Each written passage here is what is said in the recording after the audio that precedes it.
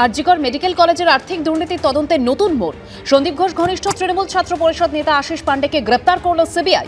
কেন্দ্রীয় এজেন্সির সূত্রে দাবি, তথ্য প্রমাণ থেকে স্পষ্ট সন্দীপ ঘোষ ও আশিসের মধ্যে ঘনিষ্ঠ সম্পর্ক ছিল। দিনে দুবার ব্যবহার করো স্টপেজ ক্রিম আর নিজেকে রাখো evergreen. Keya Seth aromatherapy stop age cream আর খুঁজে পাও নতুন আমিকে। আর্থিক বেনিয়ম কাণ্ডে এই নিয়ে পঞ্চম গ্রেপ্তারি করল সিবিআই। আরজিকর মেডিকেল কলেজের তৃণমূল ছাত্র পরিষদের ইউনিট প্রেসিডেন্ট আশিস পান্ডে বৃহস্পতিবার একাধিক তথ্য প্রমাণ সামনে রেখে তাকে জেরা করে সিবিআই। তার কথাবার্তায় একাধিক অসঙ্গতি ধরা পড়ে বলে সিবিআই সূত্রে দাবি। এরপরে আশিস পান্ডেকে গ্রেপ্তার করা হয়। এর আগে এই ঘটনায় সন্দীপ ঘোষ সহ 4 জনকে গ্রেপ্তার করেছে সিবিআই। সূত্রের দাবি, আরজিকর হাসপাতালের আর্থিক বেনিয়মের মাথা ছিলেন তৎকালীন অধ্যক্ষ সন্দীপ ঘোষ। দুর্নীতি সিন্ডিকেট চালানোর পিছনে প্রত্যক্ষ যোগ ছিল এই আশিস পান্ডের। সিন্ডিকেট চালানোর জন্য বিভিন্ন সময় সন্দীপ ঘোষ যাদের নির্দেশ দিতেন তাদের একজন এই টিএমসিপি নেতা। এই অ্যারেস্টটা হয়েছে, এটা খুব দরকার ছিল। আমরা ওয়েট করছিলাম যে এরকম একটা ইম্পর্টেন্ট অ্যারেস্টের খুব দরকার আছে। আশিস পান্ডে আরজিকরের একজন মাথা হয়ে বসেছিলেন, সিবিআই সেটাতে মুভ করেছে। আমরা চাইছি যে এরকম অনেক মাথাই বসে আছে, তাদেরকে নামানো হোক, তাদেরকে অ্যারেস্ট করা হোক। আরজিকর মেডিকেল কলেজে জুনিয়র ডাক্তারদের জেনারেল বডির বৈঠকের মধ্যেই আশিস পান্ডে সিবিআই এর হাতে গ্রেপ্তারির খবর এসে পৌঁছয়। আমি রয়েছি জিএলটির সামনে, আরজিকর মেডিকেল কলেজ হাসপাতালে। জিএলটিতে এই মুহূর্তে জুনিয়র ডাক্তাররা জেনারেল বডি বৈঠক করছেন এবং আমার সঙ্গে জুনিয়র ডাক্তাররা রয়েছেন। দেখতেই পাচ্ছ প্রত্যেকে এই তথ্য এবিপি আনন্দ থেকে পাওয়ার পর সকলেই এই বিষয়টা নিয়ে এখন পর্যালোচনা করছেন। আমরা শুরু থেকেই বলে আসছি আরজিকর সহ বিভিন্ন কলেজে বিভিন্নভাবে থ্রেট কালচার চলছে, যেটা আরজিকরে একটা গত 3 বছর ধরে চরম আকার ধারণ করেছিল এবং এই থ্রেট কালচারের হোতাদের মধ্যে অন্যতম মুখ এই আশিস পান্ডে। টিএমসিপি নেতা আশিস পান্ডের গ্রেপ্তারের পর সোশ্যাল মিডিয়ায় সরব হয়েছেন তৃণমূলের চিকিৎসক নেতা শান্তনু সেন। তিনি লিখেছেন, আরজিকর মেডিকেল কলেজে অল ইন্ডিয়া তৃণমূল কংগ্রেসের ছাত্র সংগঠনের সভাপতি সেজে আমাদের নেত্রী মমতা বন্দ্যোপাধ্যায় ও নেতা অভিষেক বন্দ্যোপাধ্যায়ের নাম বদনাম করে দীর্ঘদিন নানা ধরনের দুর্নীতির নায়ক হয়ে থেকেছে এই আশিস পান্ডে। জুনিয়রদের ভয় দেখানো, ফেস্টিভ্যালের নামে টাকা তোলা, পরীক্ষায় পাশফেল নিয়ন্ত্রণ করা, প্রশ্ন বলে দেওয়া, হস্টেলে র্যাগিং করা, বেআইনিভাবে হাউস স্টাফশিপ দেওয়া, সিনিয়র ডাক্তারদের মারধর করা, প্রাক্তনীদের ঘরে তালা মেরে দেওয়া সহ বিভিন্ন আর্থিক দুর্নীতির নায়ক ছিল এই বিখ্যাত আশিস পান্ডে।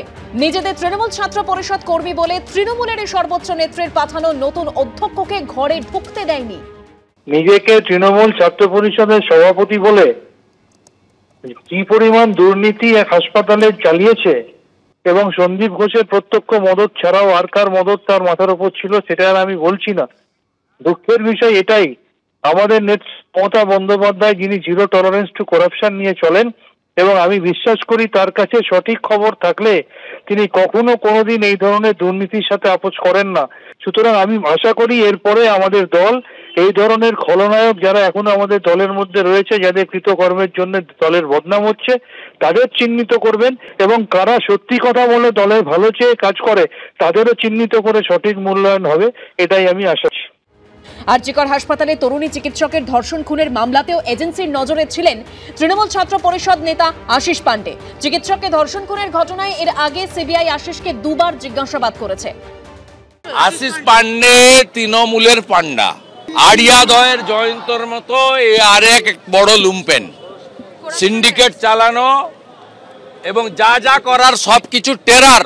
ওই যে থ্রেট কালচার বলছেন না, থ্রেট কালচারের উনি হচ্ছেন এক্সিকিউটর। স্বাভাবিকভাবে আশিস পান্ডের গ্রেপ্তার কেন্দ্রীয় তদন্তকারী সংস্থা, তারা যে অত্যন্ত দায়িত্ব নিয়ে কাজ করছেন এটার মধ্য দিয়ে এই মেসেজ গেল। আমরা চাইবো আশিস পান্ডে যেন পানিশমেন্ট হয়। কে অভিক, কে আশিস পান্ডে, কে সৌরভ পাল, কে বিরূপাক্ষ, এ তো তৃণমূলের দয়ায় এরা সব বড় বড় মাথা হয়েছে। খুব খুচরো করতেন, খুবই খুচরো। ডাক্তার যদি থ্রেট কালচারের অংশীদার হয়ে যায় তাহলে সেটা খুবই খারাপ, খুবই বিপজ্জনক।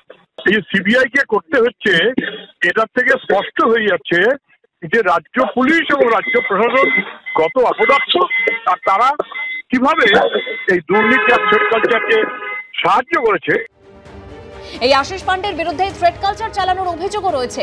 আরজিকর মেডিকেলের তদন্ত কমিটির জিজ্ঞাসাবাদের মুখোমুখিও হয়েছেন তিনি। 25শে সেপ্টেম্বর জিজ্ঞাসাবাদ শেষে বেরোনোর সময় আশিস পান্ডেকে ঘিরে বিক্ষোভও দেখায় জুনিয়র ডাক্তাররা, ওঠে চোর চোর স্লোগানও। পরিস্থিতি এমন হয় যে আশিসকে কর্ডন করে বের করে নিয়ে যেতে হয় সিআইএসএফ জওয়ানদের।